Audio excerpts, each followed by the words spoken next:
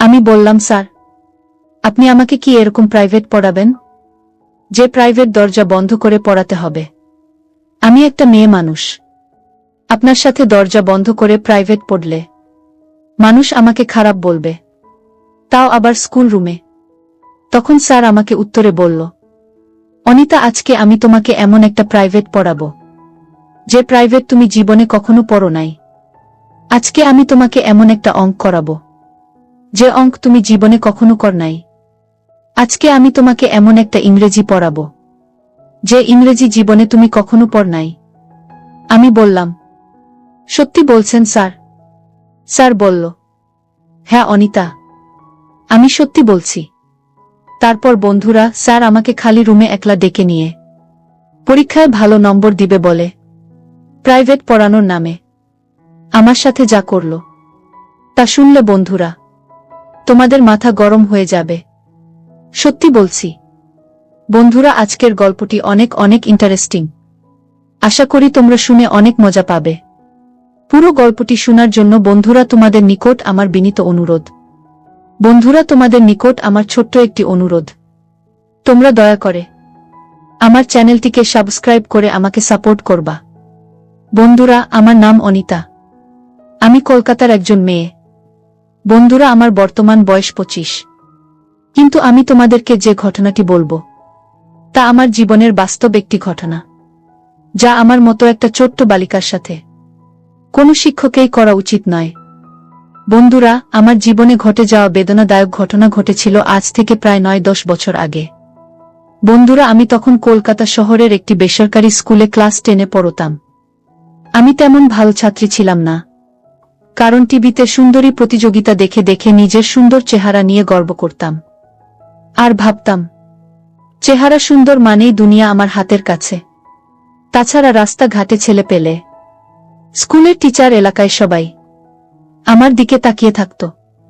নিজেকে অনেক সেরা সুন্দরী ভেবে সব সময় সবাইকে এড়িয়ে চলতাম। আমি সব সময় আমাদের ক্লাসের স্যারদের কাছে প্রাইভেট পড়তাম। এতে করে স্যার ক্লাসে কিছু বলার সাহস পেত না, আবার ভালো মার্কস দিত। দেখতে দেখতে কিভাবে সময় চলে গেল তা বুঝতেই পারি নাই। একদিন আমাদের গণিতের শিক্ষক সুকেশ স্যার হঠাৎ করে নোটিশ দিয়ে দিল, আমাদের টেস্ট এক্সাম সামনে। আমি ছাত্রী হিসেবে তেমন একটা ভালো ছিলাম না। টেস্ট এক্সামের কথা শুনে আমার মাথা ঘুরতে শুরু করল। মনে মনে চিন্তা করতে শুরু করলাম, কিভাবে আমি টেস্ট পরীক্ষায় এলাও হব। আমি যদি পরীক্ষায় এলাও না হতে পারি তাহলে আমার বাবা মা অনেক কষ্ট পাবে, আর আমাকে এসএসসি পরীক্ষা দেওয়ার জন্য প্রতিষ্ঠান সুযোগ দিবে না। মনে মনে চিন্তা করতে লাগলাম, যেভাবেই হোক আমি টেস্ট পরীক্ষায় এলাও হতে হবে। আর যদি এলাও হতে না পারি তাহলে আমার পড়ালেখা চিরতরে বন্ধ হয়ে যাবে। আমার এই সুখের জীবন, আরাম, আয়েশ, ঘোরাফেরা, স্বাধীনতা সবকিছুই চলে যাবে। বাবা মা আমাকে অন্য কোথাও বিয়ে দিয়ে দিবে যদি আমি পরীক্ষায় পাশ না করতে পারি। গভীরভাবে চিন্তা করতে লাগলাম, কিভাবে আমি টেস্ট পরীক্ষায় এলাও হব। মনে মনে চিন্তা করলাম, যদি আমাকে টেস্ট এ এলাও হতে হয় তাহলে আমাকে খুব ভালো করে কয়েকটা দিন পড়তে হবে, এবং আমাদের প্রতিষ্ঠানের সবচেয়ে ভালো শিক্ষক সুকেশ স্যার, উনার কাছে আমাকে খুব মনোযোগ সহকারে প্রাইভেট পড়তে হবে। যদি আমি ছুটির পর আমি উনার এখানে বেশ কয়েকদিন প্রাইভেট পড়ি ব্যক্তিগতভাবে, তাহলে মনে হয় আমি পরীক্ষায় ভালো করতে পারব। এই চিন্তা করে আমি সুকেশ স্যারের কাছে চলে গেলাম। আমি স্যারকে গিয়ে বললাম, স্যার, আমি আপনার কাছে একটা প্রয়োজনে এসেছি।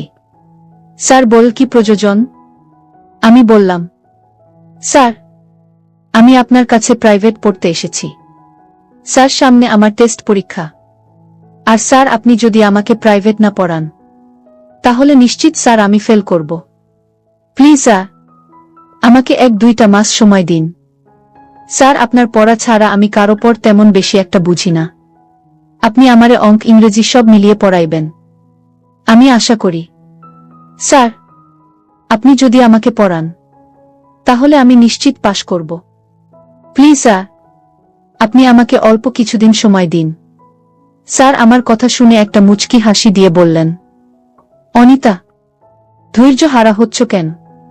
তুমি আমার স্কুলের ছাত্রী। তোমাকে পাশ করানো আমার নৈতিক দায়িত্ব। তুমি কোনো টেনশন করো না অনিতা। কাল থেকে তুমি আমার এখানে প্রাইভেট পড়তে আসবে। আমি তোমাকে খুব মনোযোগ সহকারে পড়াবো। কিন্তু অনিতা, তোমাকে আমি পরীক্ষায় 100% পাস করিয়ে দিব। কিন্তু আমার একটা শর্ত তোমাকে মানতে হবে। আমি বললাম, কি শর্ত স্যার? স্যার বলল, অনিতা তুমি খুব সুন্দর। আমার স্কুলের সবচেয়ে সুন্দরী ছাত্রী তুমি। যদিও আমার তোমাকে কথাটা বলা উচিত নয়, কিন্তু অনিতা, তুমি খুবই সুন্দর।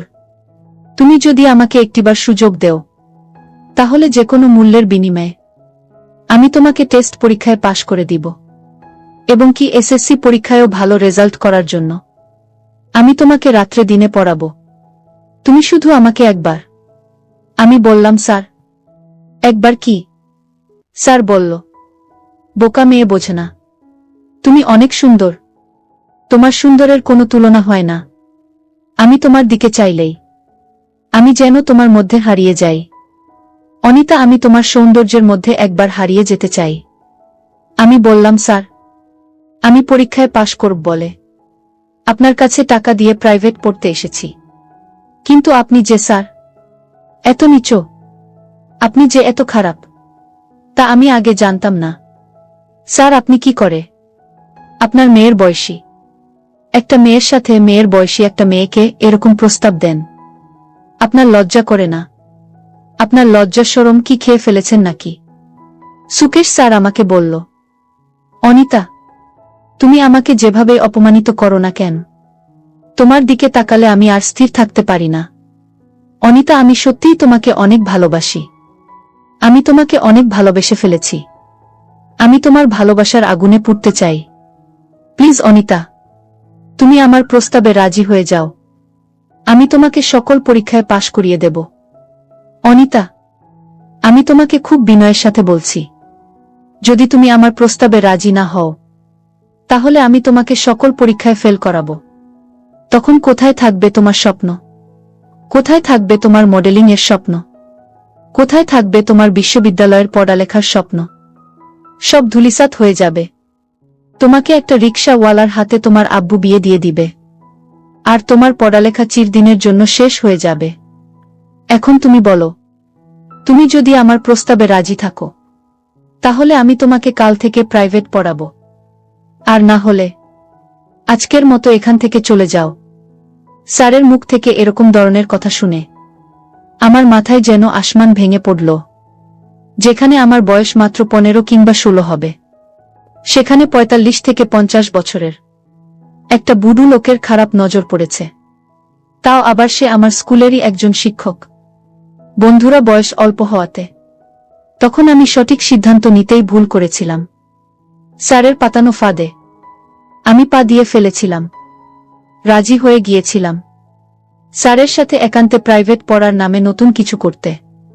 তারপর বন্ধুরা, স্যার আমাকে বলল, অনিতা আজকে স্কুল ছুটির পর তুমি আমার রুমে চলে এসো। আজ থেকে তোমার প্রাইভেট শুরু। আজকেই তোমাকে বুঝিয়ে দিব নতুন কিছু অঙ্কের নিয়ম, যে অঙ্ক তুমি কোনোদিন করো নাই। তুমি যদি এইভাবে অঙ্ক করতে পারো, তাহলে পরীক্ষায় নিশ্চিত পাশ করবে। আমি বললাম, আচ্ছা ঠিক আছে স্যার। তারপর বন্ধুরা, স্কুল ছুটির পর আমি সোজা চলে গেলাম স্যারের রুমে প্রাইভেট পড়ার জন্য। আমি স্যারের রুমে যেতেই স্যার দরজা বন্ধ করে দিল। আমি বললাম, স্যার আপনি দরজা বন্ধ করে দিলেন কেন?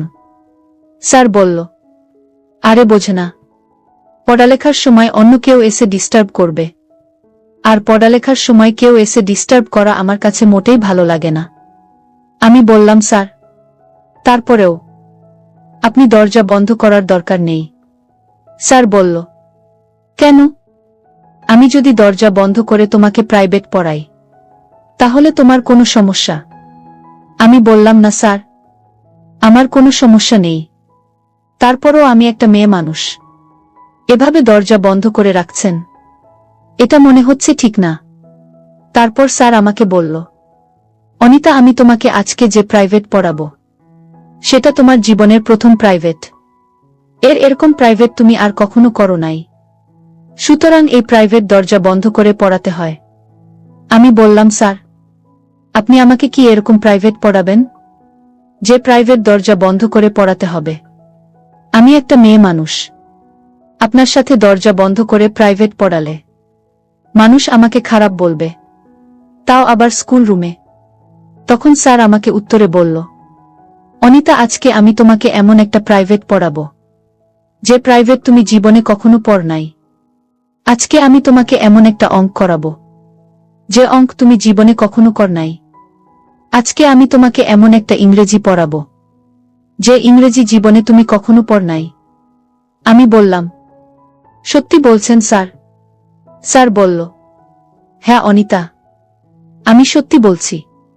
তারপর বন্ধুরা, স্যার আমাকে খালি রুমে একলা ডেকে নিয়ে এমনভাবে অঙ্ক করাচ্ছিল যে অঙ্ক আমি জীবনে কখনো কোন দিন দেখিনি। স্যারের অঙ্ক করাতে আমার খুব কষ্ট হচ্ছিল।